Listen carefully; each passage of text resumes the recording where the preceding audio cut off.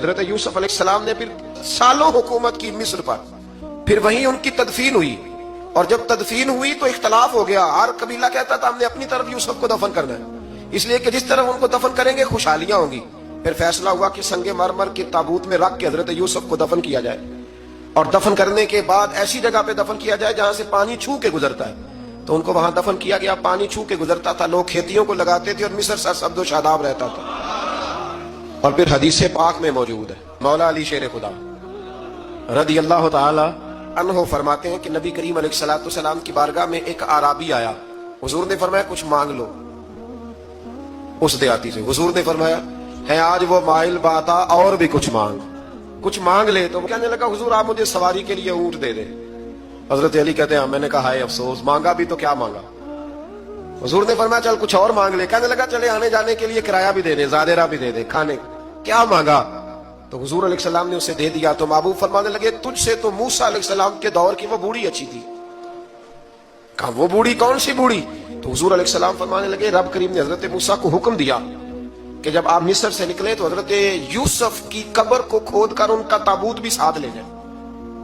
حضرت سیدنا موسیٰ علیہ السلام نے عرض کی مالک وہ کیسے پتہ چلے گا؟ فرمایا وہ تو آپ نے خود ہی پتہ کرنا ہے کہ وہ تابوت کہاں ہے۔ وہ دریا کے اندر تھا، کیسے پتہ کرتے کرتے پتہ چلا کہ ایک بوڑھی اماں ہے، اسے پتہ ہے تابوت کہاں ہے، وہ کدھر ہے تابوت، تو بوڑھی اماں کو پتہ ہے۔ حضرت موسیٰ بوڑھی کے پاس گئے، کہنے لگے اماں وہ تجھے پتہ ہے یوسف کی قبر کہاں؟ کہنے لگی پتہ ہے۔ تو کہا اماں پھر بتا دو۔ کہنے لگے مفت میں بتا دوں، نبی کے مزار کا ایڈریس اور فری میں بتا دوں، یہ کیسے ہو سکتا ہے؟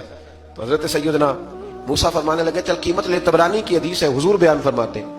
حضرت موسیٰ کہنے لگے بتا کیا لے گی؟ کہنے لگی مجھے نہ جنت میں وہ والا مکان دلائیں جس کے پڑوسی موسیٰ علیہ السلام ہو، میری اور آپ کی دیوار کٹھی ہو، کیا عقیدہ کند، اللہ اکبر۔ تو حضرت موسیٰ کہنے لگے چل اماں مہربانی کر جنت مانگ لے، اب تو پڑوسی مانگنے لگ گئی ہے، تو نبیوں کا درجہ تو بڑا ہوگا، تو دینے والا اللہ ہے، میں دعا کرتا ہوں۔ تو کہنے لگی جی ٹھیک ہے، اگر آپ نہیں دیتے تو میں ایڈریس نہیں بتاتی۔ تو حضور فرمانے لگے اس سے تو وہ اچھی تھی۔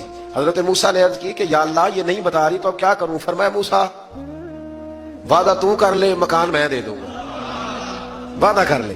تو حضرت سیدنا یوسف کا مرتبہ دیکھیے کہ ان کے مزار کا پتہ بتانے کے لیے، مزار کا پتہ بتانے کے لیے اس خاتون نے حضرت موسیٰ سے جو قیمت لی وہ یہ تھی کہ میں جنت میں آپ کی پڑوسی بنوں گی، پھر ایڈریس بتاؤں گی۔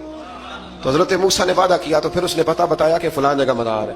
یہ تقریباً سینکڑوں سال بعد حضرت موسیٰ وہ وہاں سے نکال کے تابوت کو اپنے ساتھ لے کر کے گئے۔